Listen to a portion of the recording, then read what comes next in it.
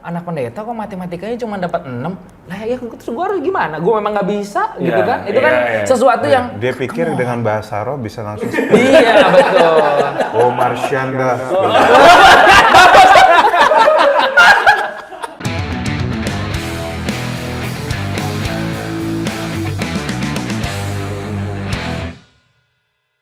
Tapi gara-gara game sampai bisa benar-benar berantem ya. Iya betul. Fair enough. Ini beneran nakal sih, karena gue pernah punya teman ya. Waktu itu kita kan lagi kayak komsel lah ceritanya, dan kita kan ada ayat nih ya, ada yang berbunyi lah, saling mengakulah dosamu. Akhirnya kita, oke lah, kita pengen pulih, keterbukaan adalah awal pemulihan. Kita saling ngaku dosa dong. Kita saling ngaku dosa. Pukulan ternyata. Padahal keterbukaan adalah awal dari ketahuan ya. Bukan pemulihan ya. Iya. Enggak, cuma kita udah nangis-nangis, udah malu-malu, ya udah deh nggak apa-apa, ini kan namanya saudara sekomsel, kita buka-bukaan. Ada satu nih anak pendeta nih. Iya, enggak, gue juga mau ngaku dosa, pernah nakal. Itu tuh yang kita tuh paling alim di antara kita sekelompok, dan kita yang wah, ada nih dosa yang kita selama ini nggak pernah tahu gitu kan. Ada ternyata ada malu-malu gitu. Apa? Kita udah mikirnya Expect-nya udah ini. Expect-nya udah gimana? Tahu nggak nakalnya apa? Dulu pernah dimarahin papa mama gara-gara pulang sekolah nggak langsung pulang. Lu terus kemana? Kita mikirnya udah merokok lah apa segala macam. Ke gereja. Apa sih? Dia pulang sekolah, harusnya langsung pulang ke rumah, tapi dia malah diam di gereja sampai malam. Papa mamanya nyariin kemana nih, nggak ngabarin. Dulu kan belum zaman handphone kan.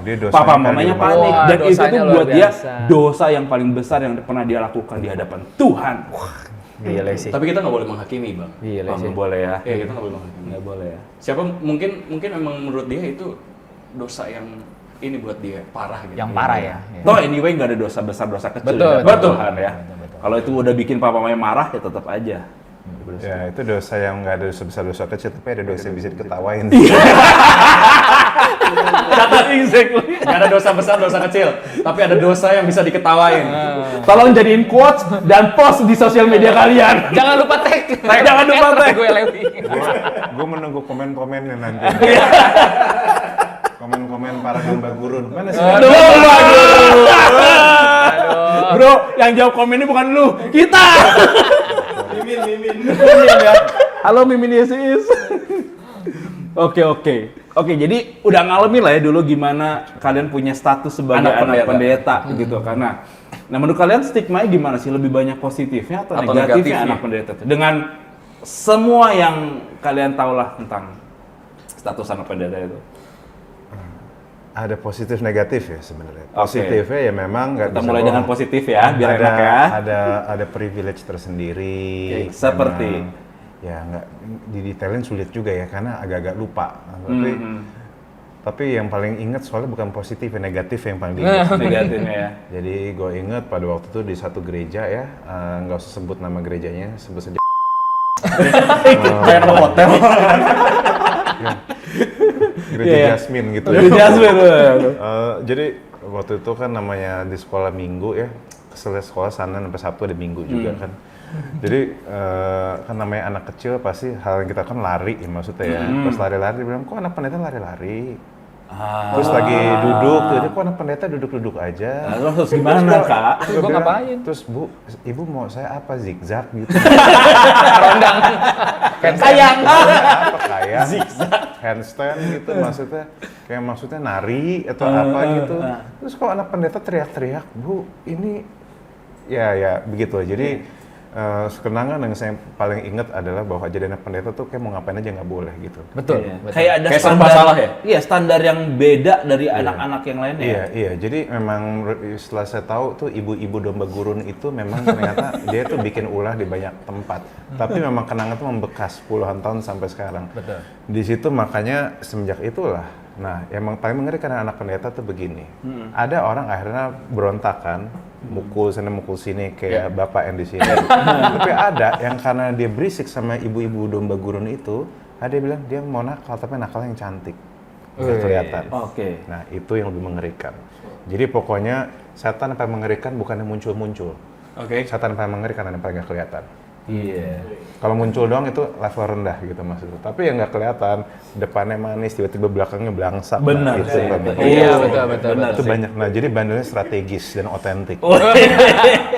Tapi itu kejadian juga sih. Dan yang paling sebel itu adalah di sekolah sebenarnya. Sekolah. Ketika teman-teman lu udah Enggak. tahu. Lebih tepatnya itu ketika berkaitan dengan nilai. Karena paling sebel ya. Oke. Gua paling nggak bisa matematika. Lalu guru gua bilang, anak pendeta kok matematikanya cuma dapat 6. Lah ya terus gua harus gimana? Gua memang nggak bisa gitu Iya, kan. Itu kan sesuatu yang Dia pikir dengan bahasa roh bisa langsung iya betul. oh Marsyanda. Marsyanda. Marsyanda.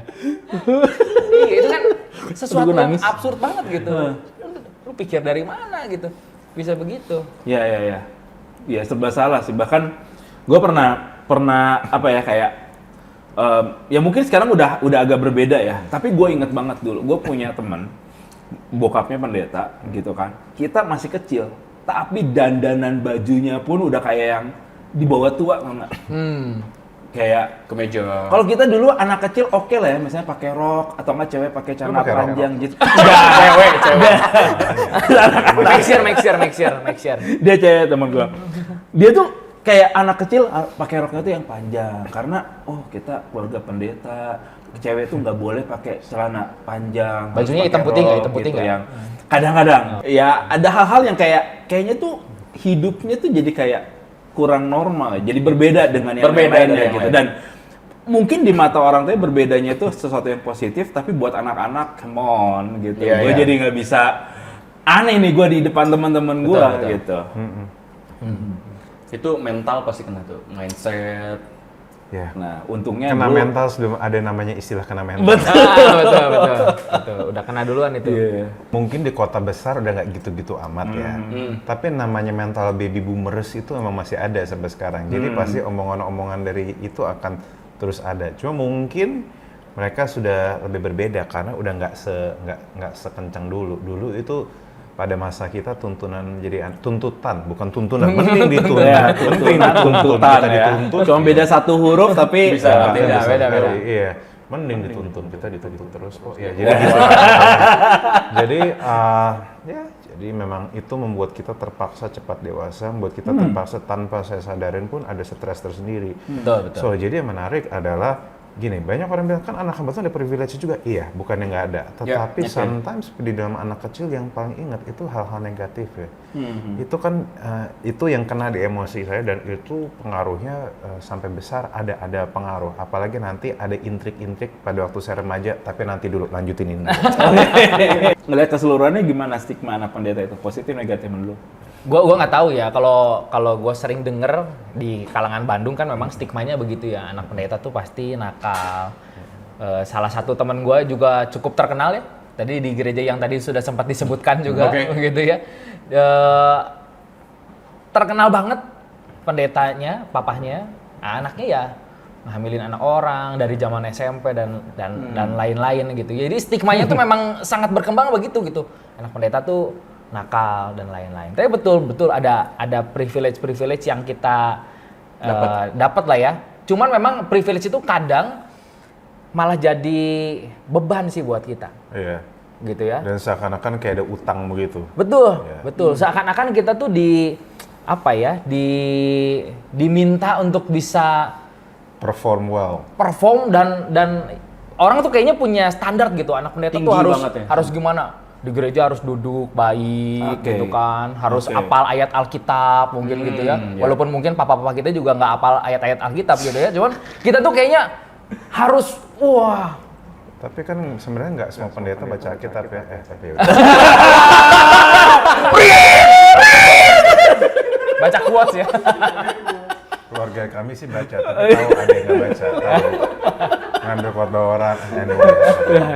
Ada yang Itu di Alaska, di yang mana itu kali ya? gereja di Alaska sana itu. Di gang ke 37. Bacanya quotes dia. Renungannya pakai quotes ya. Itu dengan pakai quotes. Sama kehidupan artis. Kalau kita disclaimer dulu ya, kalau ada kesamaan nama atau unsur Ini tidak disengaja. Tapi memang disengaja dari saya. Karena itu faktanya ya, itu faktanya. Itu faktanya.